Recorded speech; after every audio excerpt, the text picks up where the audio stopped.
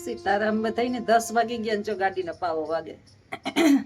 જસોદાબેન કહેતા હતા કે 2 દિવસ થયા છે ને, આ તો જૂનો વિડીયો છે, 2 દિવસ થયા જૂના વિડીયો મૂકો છો.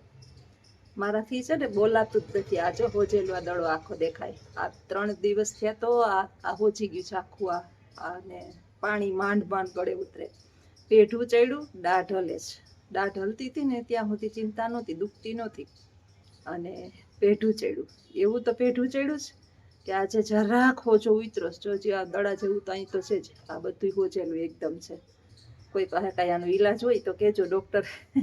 ડોક્ટર પાસે ગયા તો ડોક્ટર કે હોજો ઉતરે ને પછી દાઢ કાઢી દઈએ. મેં કીધું મટી જાય મારે કઢાવીએ નથી.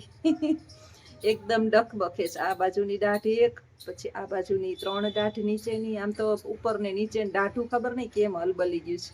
દાંત નબળા છે મારા હાવ. ઓલા કોકને દેખાય કે દાંત સરસ છે. કોણ કોક કહેતું હતું તમારા દાંત હારા છે. દાંત હારા નથી જરાય, દાંત બહુ નબળા છે. તો જૂનો વિડીયો મેં કીધું મૂકી દઉં, નવો ઉતારાય એવી ઓલી જ નથી કઈ. એ રોડ ઉપર નીકળ્યા બધા રિક્ષા થોડું ભંગાર વાળા છે ને, હવે રિક્ષા ઠાઠા રિક્ષા લઈને નીકળે. શાકભાજી વાળા તો સમજાણું નીકળે, ફ્રૂટ વાળા ભંગાર વાળા એમ નીકળે. એટલે બોલાતું નહોતું બરાબર ને. જમવાનું ભાવે ન કે મન લાગે ન કામ કરવામાં મન લાગે. પણ કૂતરા ગાયું ને હજી આ 3ને તો કામ કરીને ખવડાવું. તો હું 2 દિવસથી આ કાલે છે ને મેં કેળા ખાઈ પેટ ભર્યું. એ ઓગારી જવાય. દાળ ભાત પછી એકને એક દાળ ને ભાત, એનાથી નહીં જીવ મોરો પડી જાય. મને શાક રોટલા સિવાય કંઈ ભાવે નહીં. શાક રોટલો ચૂરમું કરીને આમ મોટું આમ હલતું નહોતું, એટલું હોજીને દડા જેવું હતું. હજી કે હાલ ને હાલ દવાખાને જઈએ. મેં કીધું હાલ જઈએ તો ખરી, પણ દાંત નહીં કાઢી ગયા. હોજો નહીં ઉતરે ને ત્યાં સુધી. હાવ ડખ બખે જ ઘણી. પણ કાઢ મારા છોકરાને ફોન આવ્યો હતો, કે મમ્મી હું આવું. હું નાના હાથમ ઉપર આવીએ ને ત્યારે બધા દાંતની ટ્રીટમેન્ટ કરાવી લઈએ. હાથમ ઉપર આવવાનું છે. આવશે બધું. દાંત આવે ને ત્યારે પીડા ને જાય ને ત્યારે પીડા. મારે તો આ વખતે હાલે ને તો અજીતને કહેતી હતી બધાય દાંત કઢાવી નાખવા છે. એ કે હામાં ક્યાં હલે છે, કઈ આ ન તલતા એ કઈ આ કાપવાના કહેવાય. આ બધા છે ને એ કાપવાના, અંદર એ ચાવવાના. આ 4 ખીલા, એટલા 4 ખીલા ને 8 કાપવાના, એટલા બધા સલામત છે. અને દાઢું ડખ બખે છે. હજી 52મું વર્ષ બેઠું છે બોલો. પણ ગરમી છે ને દાઢે ઉતરી. અને શરીરની અંદર 2-3 ઓપરેશન થઈ ગયેલા છે મારા. એ નડે આપણે. ઓપરેશન કરાવેલા હોય ને પછી શરીરની ગરમી ક્યાંક તો નીકળે ને. બહુ દવા એટલી ખાધેલી છે. દેખાવડું શરીર, કોકને એમ થાય કે હાથી જેવા બેન છે, પણ દેખાવડું શરીર છે, અંદર ખોખલું થઈ ગયું છે. અને આમ શાંતિ. એટલે જ મેં નોકરી મૂકી ને એનું કારણ એટલું જ છે કે આપણા સ્વાસ્થ્યનો કોઈ ભરોસો હવે છે નહીં. દેખાવડા શરીરની અંદર કંઈ પૂરું થાય અને માનસિક ટેન્શનમાં વયા જાય. એના કરતાં જેટલી ભગવાને હવે શ્વાસ બાકી રાખ્યા છે એટલા શાંતિથી જીવીએ. છોકરા છે ને 5 જ 4 જ નાળિયેર બંધાવવાના છે, 5મું બંધાવવાના નથી કોઈ. ભોગવે ભાગશાળી. ખાવું ને ખવડાવવું અને ભોગવી લેવું એ ભાગશાળી બધાય. એનો અર્થ એવો નથી કે બધું વાપરી નાખવાનું છે ને બધું ઉડાડી દેવાનું છે. પણ કહેવત છે ને કે આપણા સ્વાસ્થ્યની આપણને ખબર નથી. તો આઈ હોય ને અહીંયા પીઠખોટી કરે કોણ. એટલે 2 દિવસ થયા તો વિડીયો છે ને બનાવવાનો મૂડ જ નહોતો મારો. કાલે મેં 2 મિનિટ તો માંડ માનું બોલી. જો લાખું કહું કે તું ગયો જુનાગઢ તો તું બનાવી લે, મારાથી બને એમ જ નથી કોઈ સંજોગોની અંદર. તું બનાવને વિડીયો. તો કે એ તો મને કહેતા હતા કે હાલો તમારે જુનાગઢ દેખાડ દઈએ.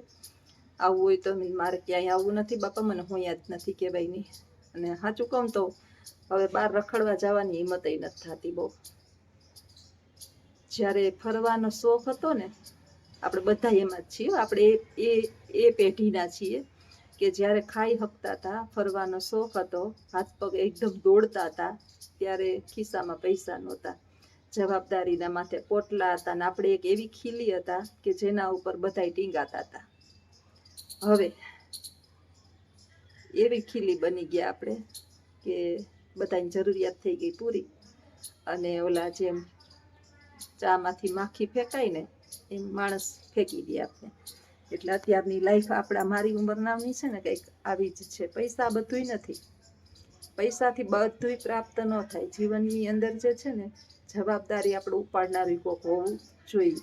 એટલે સારું છે અહીંયા લખું છે તે, નહીતર 2 જણા ને 2 જણા શું કરીએ, બહુ જીવન ક્યારેક ક્યારેક તકલીફવાળું બની જાય. અઘરું છે જીવન, પૈસા દેતા કંઈ સેહત ન મળે, એટલે સેહતનું આપણે ધ્યાન રાખવું પડે. તકલીફમાં આવીએ ને ત્યારે બહુ પરેશાની થાય, બાકી કંઈ મૂંઝવણ નથી. બાકી તો ઈશ્વરે ધાર્યું હોય એ જ થાય, એટલે વિડીયો તો નહોતી બનાવતી.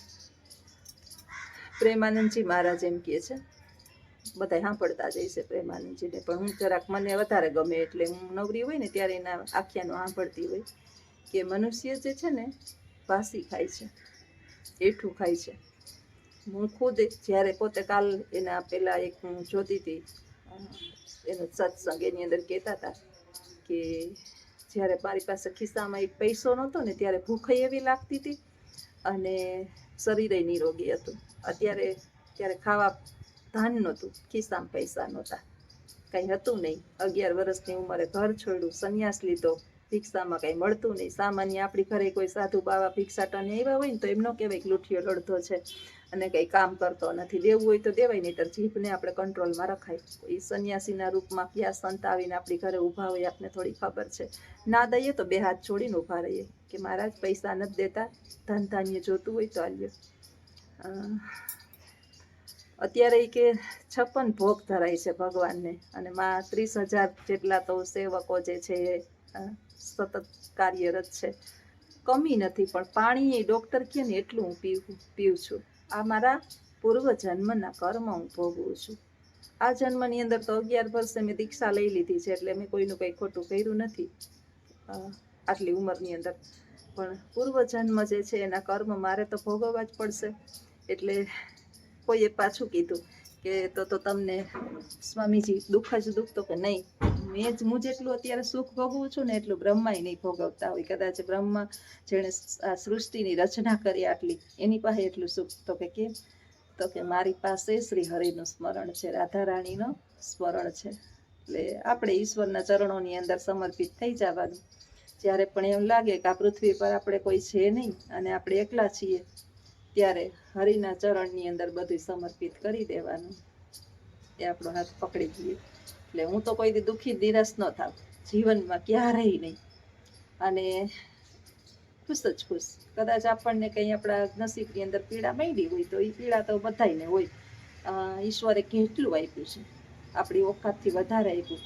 ગટરમાંથી આપને કાઢી અને સ્વર્ગ ઉપર બેસાડી દીધા છે. આટલું ઈશ્વરે આપ્યું તો જો સંતોષ ન હોય તો પછી આપણાથી મોટો કોઈ ભિખારી આ પૃથ્વી પર હોઈ શકે નહીં. એટલે જીવન આવું છે. આજે વધારે નથી બોલવું, હજી ચા મજા નથી આવતી. તો આવજો બધાય, સીતારામ.